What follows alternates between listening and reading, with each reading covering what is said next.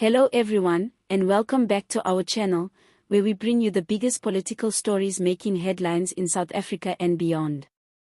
If you haven't already, be sure to like this video, subscribe to the channel, and turn on the notification bell so you never miss out on important updates and discussions. Now, let's dive deep into today's explosive story. Former President Jacob Zuma has once again found himself at the center of political controversy.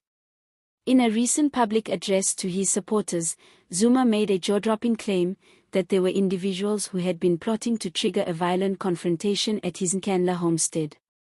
He warned of what he termed a potential Nkandla Massacre, suggesting that armed forces were prepared to unleash violence against him and his supporters back in 2021. Referring to himself in the third person, Zuma stated, "There were people who wanted a Nkandla Massacre. But this guy said, no, I would rather go to jail for something I didn't do than allow people to die." Zuma's comments are not just casual reflections, they carry heavy political and emotional weight, especially when one considers the tense climate South Africa was in at the time. He surrendered to the authorities after being sentenced to 15 months in prison for contempt of court is now being framed not as an act of compliance but as a deliberate sacrifice to save lives. But let's take a step back and carefully unpack everything. The events Zuma is referencing occurred in the days leading up to his arrest in July 2021. The Constitutional Court had ordered Zuma to appear before the Zondo Commission investigating state capture. Zuma defied that order, leading the court to find him in contempt and sentence him to prison. The court's decision triggered a national crisis. At Nkandla, thousands of supporters gathered, many vowing to defend the former president with their lives. Images of heavily armed civilians, fiery speeches, and growing crowds circulated widely on social media, heightening fears of a violent standoff between the state and Zuma's loyalists. It was against this backdrop that Zuma, late one evening, surrendered himself to authorities. Many at the time saw it as an anticlimax to what could have been a deadly confrontation. However, despite his peaceful arrest, his incarceration became the spark for some of the worst violence and unrest seen in democratic South Africa. KwaZulu-Natal and Gauteng were plunged into chaos. More than 300 people lost their lives. Infrastructure was destroyed. Economic damage ran into billions of rands. Communities were torn apart. Zuma's latest comments suggest that the situation could have been even more catastrophic had he not personally decided to avoid confrontation at Nkandla. Now, it's important to understand that Zuma's narrative serves several political purposes. Firstly, it recasts him not as a fugitive defying the courts, but as a responsible leader making the ultimate personal sacrifice. Instead of being the cause of the unrest, he positions himself as the one who prevented an even greater tragedy. Secondly, this narrative plays into his broader political strategy. As the leader of the newly established MK party, Zuma is trying to rebrand himself as a freedom fighter once again, someone who stands against injustice and political persecution. For his loyal base, especially in KwaZulu-Natal, this portrayal resonates strongly. Many still view Zuma as a victim of political machinations, a leader targeted for speaking uncomfortable truths to power. However, critics are not convinced. Many argue that Zuma's refusal to obey lawful court orders directly triggered the chaos that followed.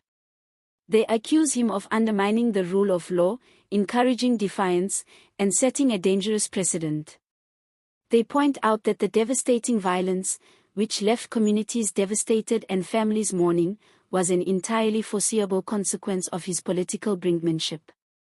It's also telling that Zuma did not provide any names or solid evidence when making his claims about a planned Nkandla massacre.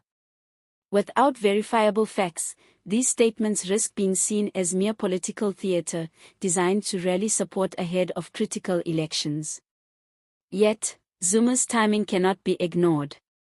South Africa is approaching a major electoral season. Political tensions are already simmering. By reviving memories of his 2021 arrest and painting himself as a near martyr, Zuma is ensuring that he remains front and center in the national conversation. It's also worth considering the broader political implications. Zuma's MK party represents a growing challenge to the ANC, particularly in KwaZulu-Natal. Polls suggest that while national support for MK remains relatively small, in Zuma's home province, the party could significantly split the ANC's traditional support base. In such a context, reviving old grievances and stoking feelings of injustice and betrayal becomes a powerful political tool. However, Zuma's comments also risk deepening national divisions. South Africa remains scarred by the July 2021 unrest. For many, those events are not distant memories but ongoing struggles. Businesses that were looted are still trying to recover. Communities that experienced trauma and violence are still healing. Some have lost loved ones and livelihoods that will never be replaced. For these South Africans, Zuma's rhetoric may feel like salt in a still open wound. Hearing him speak about a Nkandla Massacre, as though his arrest alone prevented bloodshed, may strike many as tone-deaf or even inflammatory. Moreover, Zuma's continued narrative of victimhood and persecution reflects a broader pattern in South African politics, where leaders under pressure often portray themselves as targets of sinister plots rather than taking accountability. The question for ordinary South Africans is, how much longer will this narrative resonate? Are voters still willing to rally behind leaders who frame themselves as eternal victims? Or is there a growing appetite for leaders who offer accountability, stability, and a way forward? There are no easy answers. What is clear is that Jacob Zuma remains one of the most polarizing figures in modern South Africa. To his supporters, he is a warrior for justice and the people's champion. To his critics, he represents the corrosion of the rule of law and a refusal to take responsibility. As we approach another crucial election season, Zuma's every word, every move, will be under the microscope. Whether his MK party will make a significant dent in national politics remains to be seen. But what is undeniable is that Zuma's influence, for better or worse, still looms large. At the end of the day, South Africans will have to decide what kind of future they want, one that remains stuck in old battles, or one that seeks to move beyond the turmoil of the past. And that's where we'll leave it today. What do you think about former President Jacob Zuma's latest claims? Do you believe there was truly a plot to cause violence at Nkandla? Or do you see this as a calculated political move? Drop your thoughts in the comments below. We'd love to hear your take on this story.